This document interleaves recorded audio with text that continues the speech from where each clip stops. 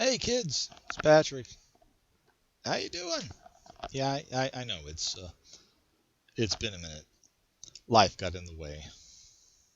A lot of life got in the way. Not all of it bad in the way, just life got in the way. And one of the things in my life that has gotten in the way is something that's gotten in your life too. I'm willing to bet you're stuck at home. There's a virus out there, and a lot of people are scared about it. To relieve that fear that many of us are feeling, a lot of people have been reaching out over the internet to try to provide some inspiration, some relief.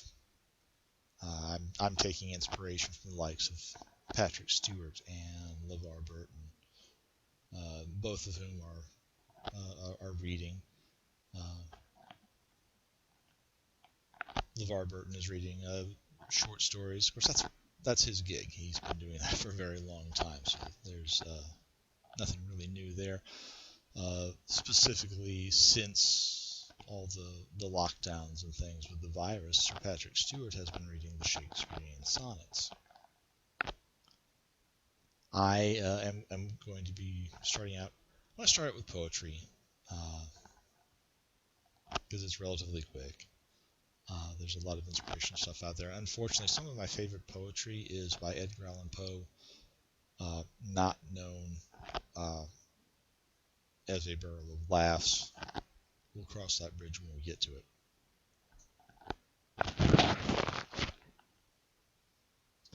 But I'm going to start off with something that I've found inspirational. I didn't get it back in school when we had to read it, but it was based off of the Odyssey, and I didn't much care for the Odyssey until much later in life.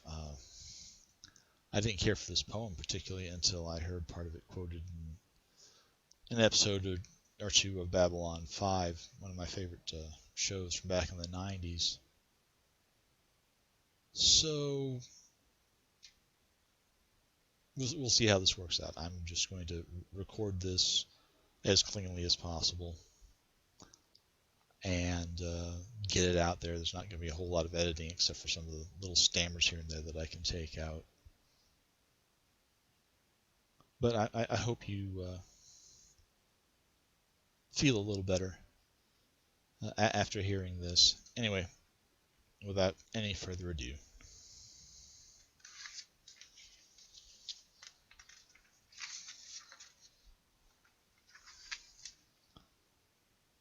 Ulysses by Alfred, Lord Tennyson.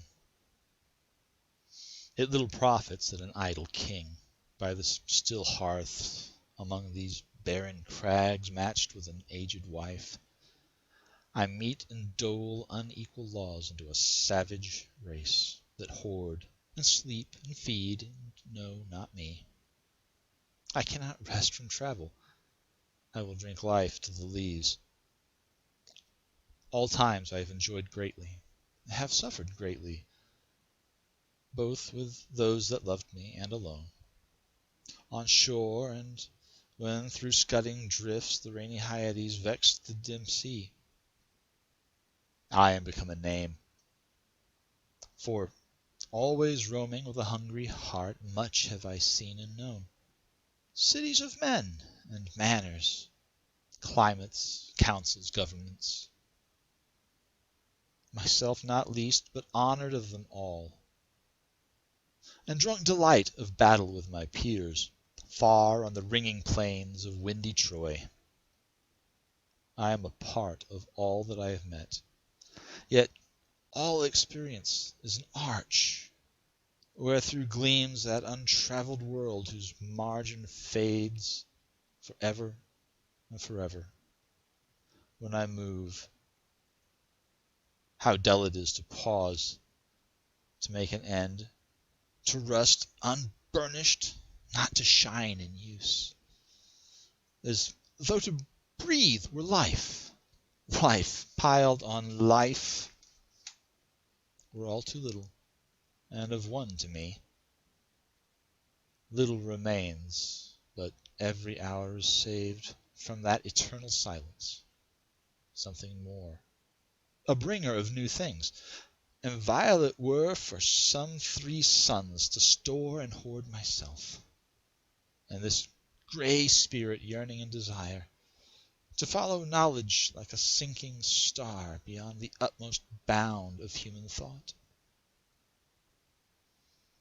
This is my son, mine own Telemachus, to whom I leave the sceptre and the isle, well loved of me, discerning to fulfil this labour, by slow prudence to make mild a rugged people, and through soft degrees subdue them to the useful and the good.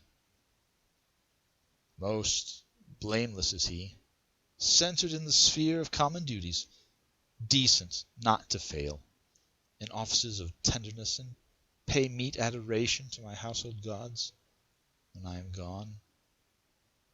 He works his work, I mine. There lies the port. The vessel puffs her sail. There gloom the dark broad seas.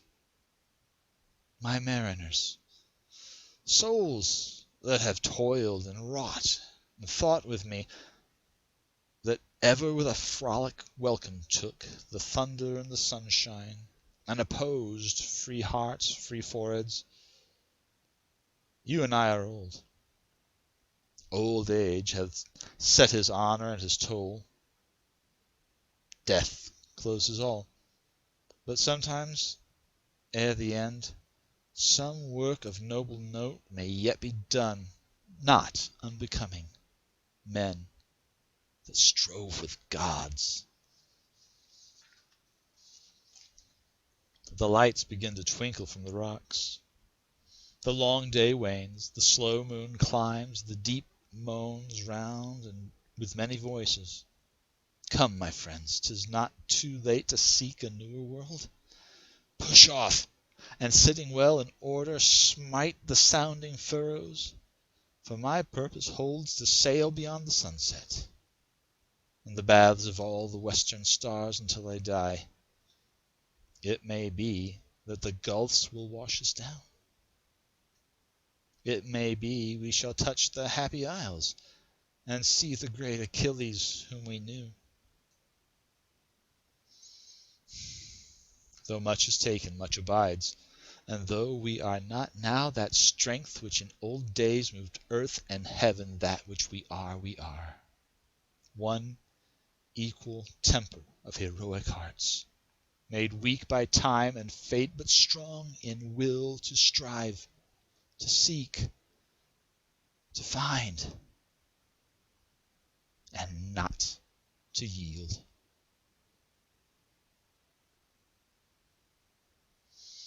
Well, I hope you enjoyed this. Tune in again tomorrow. I may have another one. Thanks. Please like, subscribe, click the little bell to get notifications when I do this again. I might just surprise you.